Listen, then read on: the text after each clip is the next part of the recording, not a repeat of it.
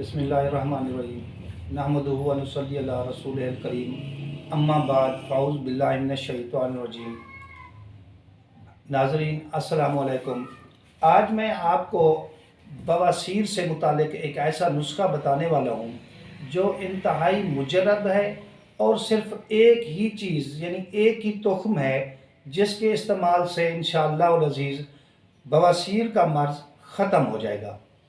तो बवासीर जो है असल में ये हम जानते हैं कि बवासीर है क्या, यानी बवासीर मक्कद के किनारों पर जो फजूनी या मस्से पैदा हो जाते हैं उनको बवासीर कहते हैं। ये बवासीर है।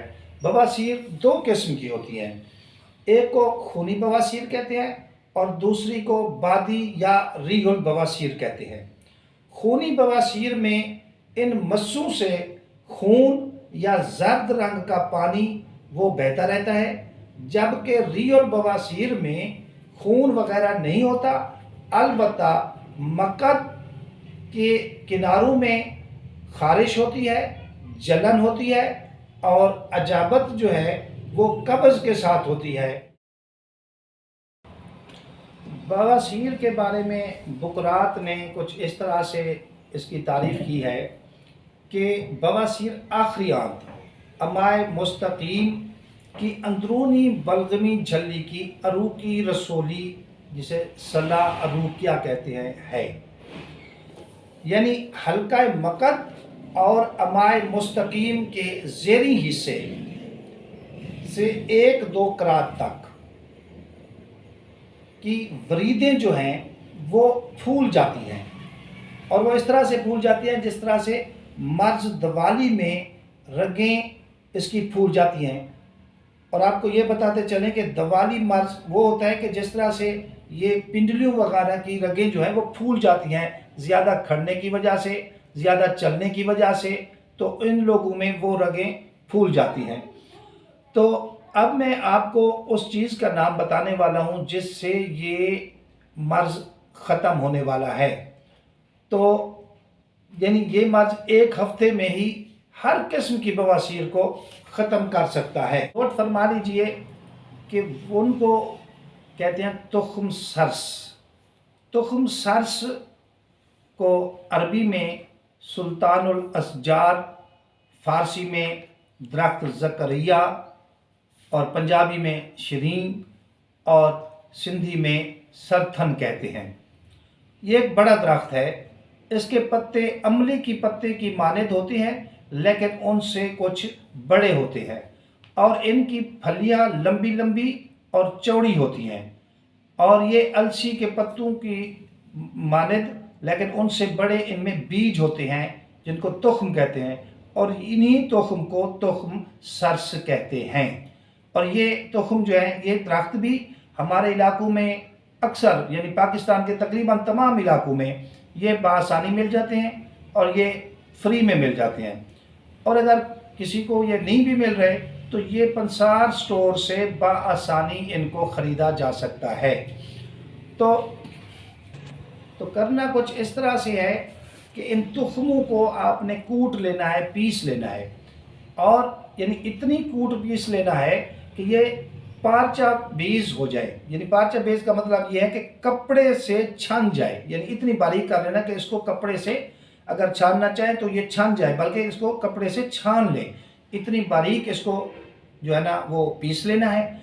उसके बाद बासी पानी के साथ इसमें से 6 ग्राम यानी 6 माशा जो कि 6 ग्राम बनता है वो आपने इसकी खुराक लेनी है और बासी पानी से लेनी है। तो बासी पानी को बेहतर यही है कि आप इस तरह करें कि मट्टी का बर्तन, मसलन गिलास, कप वगैरह कोई भी बाज़ार में आम मिल जाते हैं मट्टी के बर्तन, तो उनको ले लें और रात को उसमें पानी डालकर रख दें, और उसके ऊपर आपने इस तरह करना है कि कोई मलमल का कपड़ा या कोई बारीक सा कपड़ा या झल्ली कोई इस तरह की चीज़ रख दें ताकि इसमें कोई अपना मट्टी वगैरह या कोई तिनके या इस तरह से कोई मच्छर वगैरह ये उसमें ना जाए, साफ़ रहे। सुबह उस पानी से आपने 6 ग्राम इसको खाना है, और इसी तरह से 7 यौम की ये डोज़ है, 7 यौम तक खाना है, यानी डेली एक मरतबा खाना है। तो 7 दिन तक इनको खाना है। तो इंशाअल्लाह अज़ीज़ इससे 7 दिन खाने से कुल्ली सेहत होगी।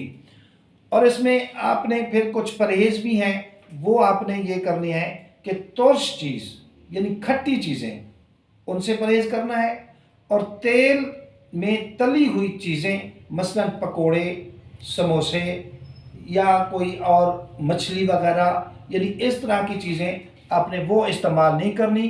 काबिज़ और देर हज़म चीज़ों से भी परहेज़ करना है। तो ये है इसका आपका नुस्खा। लेकिन नाज़रीन ये आप जानिए कि ये जो तुख्म सर्स है ये अल्लाह की तरफ से बहुत ही नायाब तोहफ़ा है आपके लिए। तो इसके अलावा भी तुख्म सर्स में बहुत से फ़वाइद हैं, यानी ब्लड शुगर में ये बहुत मुफीद है, और इसी तरह से जिस्म में बनने वाली गिल्टियाँ, जिस तरह से जिस्म पर ये गिल्टियाँ वगैरह बन जाती हैं तो उनको तहलील करने में भी इसका ख़ास किरदार है। और इसी तरह से बे औलाद मर्द हजरात जिनकी मादा मनविया में जरासीम नहीं बन रहे होते, तो कर्म मनी में को बढ़ाने के लिए भी इनका बहुत ही अहम और फाल किरदार है, और ये बहुत ही उसमें मुजर्रब है। अब ये किस तरह से इस्तेमाल होते हैं, अब इनका तरीका मैं इंशाअल्लाह अज़ीज़ आइंदा की वीडियो में आपको बताऊंगा कि इनको किस तरह से और कैसे तरीके से आपने इस्तेमाल करना है और आपने इसका खातिर खा रिज़ल्ट लेना है। तो अल्लाह आपका और मेरा हामी नासिर हो, दुआओं में याद रखिए।